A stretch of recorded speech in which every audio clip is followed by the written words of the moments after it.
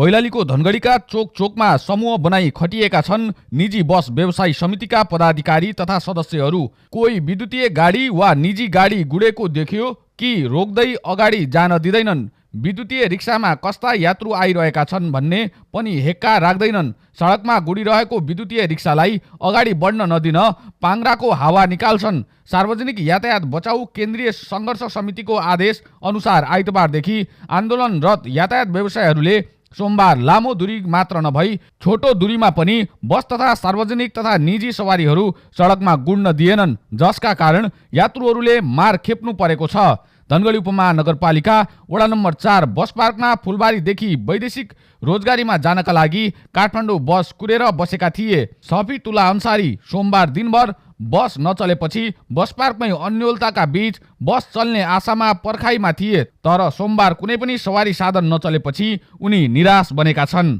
फुलबारीबाट आएको थिए अनि बिचमा जान लागेको थियो। अब यो यस्तो भयो, बन्द भयो, पुरै यो पत्र छ। अनि कतिको शास्ति भयो यो बन्द भएर? यो धेरै गाह्रो भयो। बन्द भयो भने त गाह्रो भयो। दिनभरि बस्यो, अहिलेसम्म त केही थाहै छैन गाडी खुल्छ कि खुल्दैन। के गर्नुहुन्छ गाडी नखुल्योपछि? अब गाडी नखुल्यो भने त के गर्ने, अब त बस्नै पर्छ।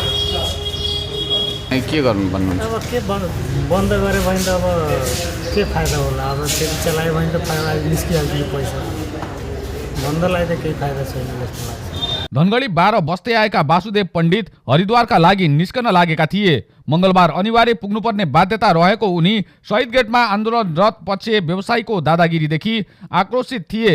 उनले भने रोडलाई कहिले बन्द गर्नु हुँदैन। कोही बिरामी हुन्छन्, कोही अनिवार्य कुनै गन्तव्यमा पुग्नुपर्ने हुन्छ। यसरी बन्द गरिदिनु हुँदैन। यो बन्द कहिले टुङ्गिने होला? उनले नेताहरू चुपचाप बसेको तर जनताले दुःख पाइरहेको बताए। यिनीहरूलाई यो थाहा छैन कुन प्रकारको बन्द हो। अटोवालाको बन्द हो कि अनि सार्वजनिकको पुरै बन्द हो कि अनि ट्रकवालाको बन्द हो कि यो कुन बस व्यवसायीसँगको बन्द यो थाहा छैन। रोको रोको रोको भनेको छ, यो कसैले गाँदा खाएर भनेको छ, कसैले दारू खाएर भनेको छ।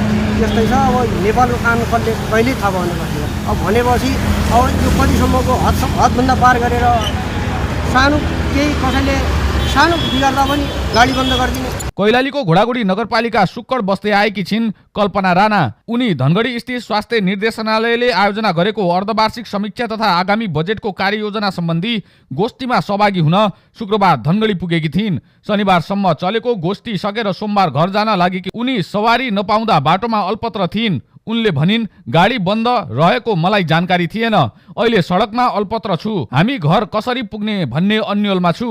म चाहिँ उता सुक्कडदेखि आएको हो। हजुर। हाम्रो चाहिँ यहाँ त स्वास्थ्यको तालिम थियो। अनि त्यो स्वास्थ्यको तालिम चाहिँ अब हिजोदेखि थियो हाम्रो। अनि आज त्यो गाडी बन्द रहेछ, हामीलाई थाहा थिएन। अब अहिले घर जाँदाखेरि चाहिँ हामीलाई अप्ठ्यारो भइरहेको हुन्छ। गाडी पाइरहेको छैन, के भन्न चाहनुहुन्छ? पनि कसैले लिफ्ट दिइराख्नु भएन। अब हामी घरसम्म कसरी पुग्ने भन्ने थाहा छैन। धनगढीका स्थानीय वसन्तराज भट्ट विद्युतीय रिक्सा चलाउँछन्। 2 जना यात्रुको आपतकालीन विमानस्थल पुग्नुपर्ने थियो। उनी यात्रुलाई विमानस्थल छोड्न जाने क्रममा आन्दोलनरत पक्षले उनको विद्युतीय रिक्साको पाङ्ग्राको हावा फुस्काइदियो। उनले भने 2 यात्रुको प्लेन टिकट थियो। छोड्न जाँदा आन्दोलनरत पक्षले दुर्व्यवहार गरे। सर होइन, उनीहरूको प्लेनको टिकट हो सर।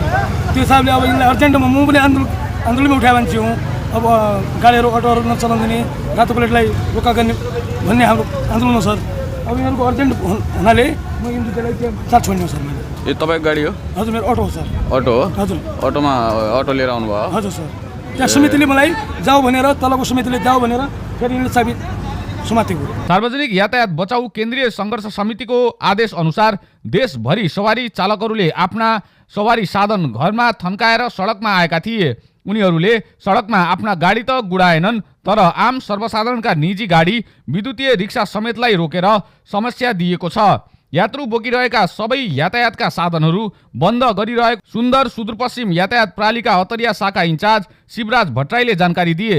उनले कालो नम्बर प्लेट सवारी साधन मात्र नभई यात्रु बोकिरहेका सबै सवारी साधनहरू बन्द भइरहेको बताए।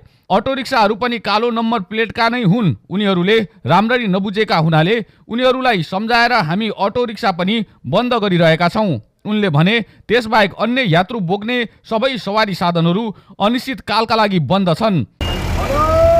म अनन्तराज जोशी, खप्तर यातायात प्रणालीको अध्यक्ष। र यो अहिलेको सार्वजनिक यातायात बचाउ सङ्घर्ष समिति कैलालीको संयोजक। हामी आज यो 13 गतेबाट निरन्तर रूपमा राज्यका विभिन्न निकायमा हामीले ज्ञापन पत्र बुझाउनेदेखि लिएर जानकारी दिने कार्यक्रमहरू चाहिँ गरिरहेका छौँ। यद्यपि हाम्रा मागहरू राज्यले सुन्ने काम गरेको छैन। त्यसकारण हामी आजबाट आन्दोलनमा जानेर हाम्रा भए गरेका सम्पूर्ण चाहिने गाडीहरू घर ग्यारेजमा थन्काउने भनेर हामीले यो आन्दोलन छेडेका थियौँ। त्यसकै फलस्वरूप आज हामीले हाम्रा गाडी घर थन्काएका छौँ।